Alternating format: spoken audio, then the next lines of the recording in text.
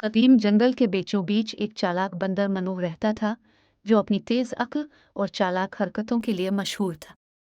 मनू का एक दोस्त था, फिरोज, एक रोशन और चमकदार मछली जो इस जंगल के अंदर बिलखाती दरिया के जमुर्द जैसे पानियों में तैरती थी। उनकी दुनिया बिल्कुल अलग थी।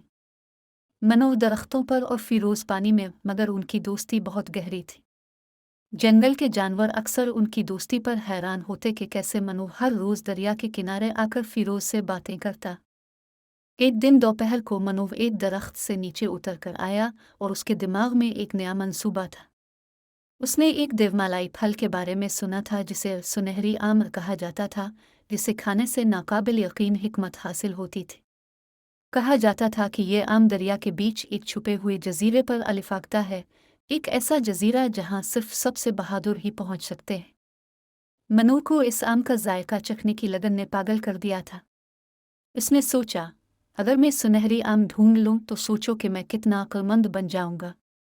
फिरोज, जो इसकी बातों को गौर से सुन रहा था, पुरजोश हो गया और मदद की पेशकश करते हुए बोला, मैं तुम्हें दरिया पार इस जजीरे तक पहुंचा सकता हूं।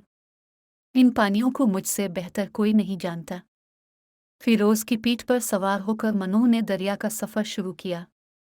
जैसे जैसे फिरोज पानी की लहरों को चीरता हुआ आगे बढ़ रहा था, दरिया गहरा और पुरस्रार होता जा रहा था। हवा में हल्की सी नमी और सनसनी थी, और दरिया के बीच में पहुंचते ही दोनों को एक अजीब सा एहसास होने लगा कि शायद किसी ने उन्हें देख लिया है। मनुफ ने दरिया के दोनों किनारों पर नजर डाली मगर वहां कोई नहीं था। फिरोज ने आहिस्ता से कहा, मनुफ, ऐसा लगता है कि कुछ गड़बड़ है।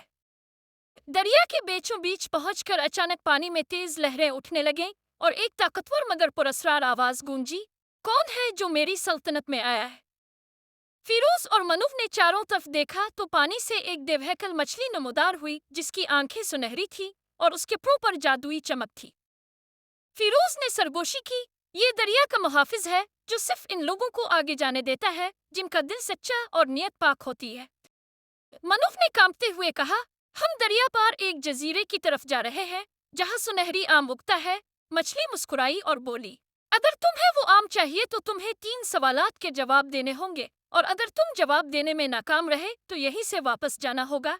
मनुफ ने गहरी सांस ली और कहा, पूछो, मैं तैयार हूँ। हिला सवाल था, क्या तुम वाकई इस आम को हिकमत के लिए चाहते हो या अपनी शोहरत के लिए? मनूब ने कुछ देर सोचा और ईमानदारी से जवाब दिया, शायद इब्तिदा में मैंने शोहरत के लिए सोचा, मगर अब मैं समझ चुका हूँ कि असल में हिकमत से ज्यादा कीमती कुछ नहीं। दूसरा सवाल था, क्या तुम अपने दोस्त की मदद से इनकार करोगे अगर वो किसी मुश्किल में हो?